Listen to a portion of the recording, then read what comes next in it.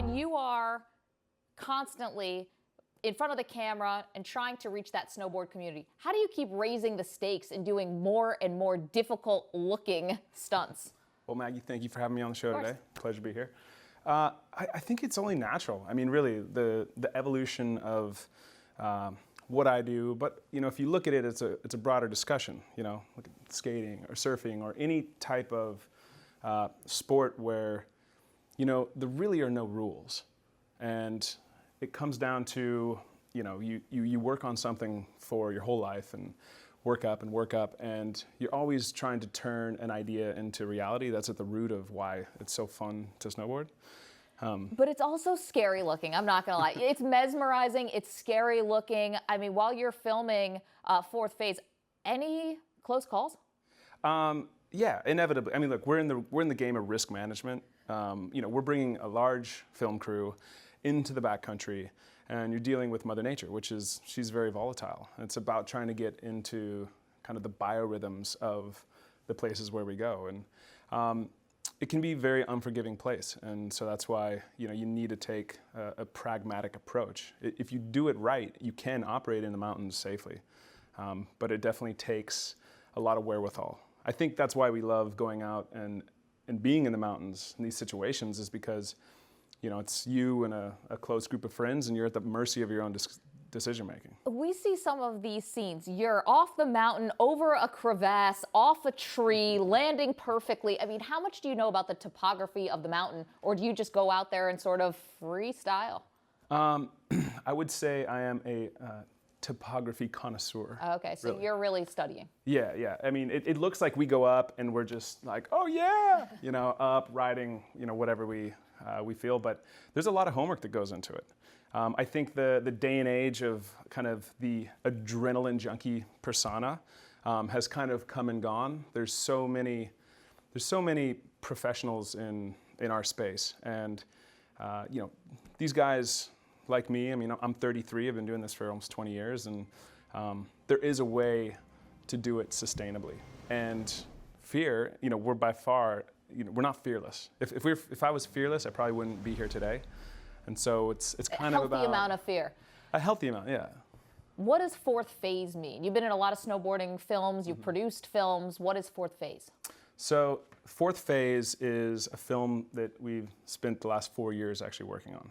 Big production. It's a film ultimately about water. It's about our kind of relationship with water, and being in Wyoming, where I'm from, we wanted to take a closer look at basically where our weather comes from and follow that energetic path around actually the North Pacific Ocean. And I think along the way, trying to take a macro view of how these hydrological processes work, we actually stumbled upon the work of a biophysicist by the name of Dr. Gerald Pollack, who has actually defined that there is in fact a fourth phase of water. We're taught in school, vapor, liquid, ice, but in fact there's a fourth phase. So at the microscopic level, there's actually, that's the beauty of it. That's why we named the film it, because there's so much more than meets the eye. Okay, so it's more of a metaphorical type of thing. That doesn't affect your snowboarding at all, like the chemistry of it. No, okay. I think it just adds some dimension to it. Very, very cool. Where are you shooting here? You said, tell us exactly where you were, because it looks phenomenal.